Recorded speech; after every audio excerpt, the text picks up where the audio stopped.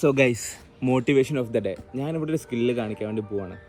Okay, first നിങ്ങളെ skill കാണാം, എന്നിട്ട് ഞാൻ ചെറിയൊരു സ്റ്റോറി നിങ്ങൾക്ക് പറഞ്ഞുതരാം. ഞാൻ കഥകൾ പറയാൻ ഇഷ്ടപ്പെടുന്ന ഒരാളാണ്, അതുകൊണ്ടാണ് ഞാൻ ഇങ്ങനെ ഷെയർ ചെയ്യുന്നത്. Okay, let's see.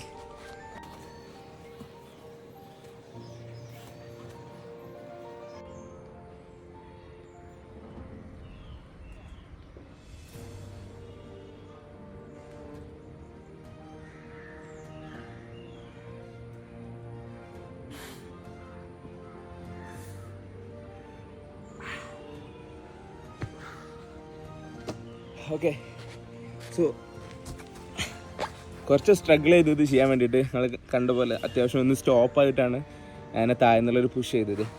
So story ഇതാണ്, കേൾക്കുന്നുണ്ട്. ഈ ഒരു സ്കില്ല് നമ്മൾ കാണുന്ന സമയത്ത് ഒരു വീഡിയോയിൽ കാണുമ്പോൾ നമുക്ക് തോന്നും ഈ സ്കില്ല് എനിക്ക് പഠിക്കണം, എനിക്ക് കാലസിലിക്സ് തുടങ്ങണം എന്നൊക്കെ നമുക്ക് ഫീൽ ചെയ്യും. പക്ഷേ നിങ്ങൾ മനസ്സിലാക്കേണ്ട ഒരു കാര്യം, ഈ ഒരു സ്കില്ല് പഠിക്കാൻ വേണ്ടിയിട്ട് എൻ്റെ 3 വർഷത്തെ എൻ്റെ ഇൻവെസ്റ്റ്മെൻറ്റ് ഇതിലുണ്ട്. ഓക്കെ, അപ്പോൾ ഞാൻ നിങ്ങളെ ഡീമോട്ടിവേറ്റ് ചെയ്യാൻ വേണ്ടി പറയല്ല. നമ്മൾ എന്തെങ്കിലും കാണുന്ന സമയത്ത് ചാടിക്കയറി ഇതേപോലെ ചെയ്യാൻ വേണ്ടിയിട്ടല്ല നിൽക്കേണ്ടത്. ഫസ്റ്റ് ഇതിൻ്റെ സ്റ്റെപ്സ് എന്താണെന്ന് റിസർച്ച് ചെയ്യുക. നമ്മളൊരു കോച്ചിനൊന്നും ഹയർ ചെയ്യണമെന്നില്ല.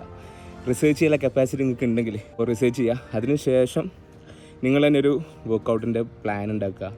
ഒരുപാട് ഫെയിലിയേഴ്സ് ഉണ്ടായിരിക്കും.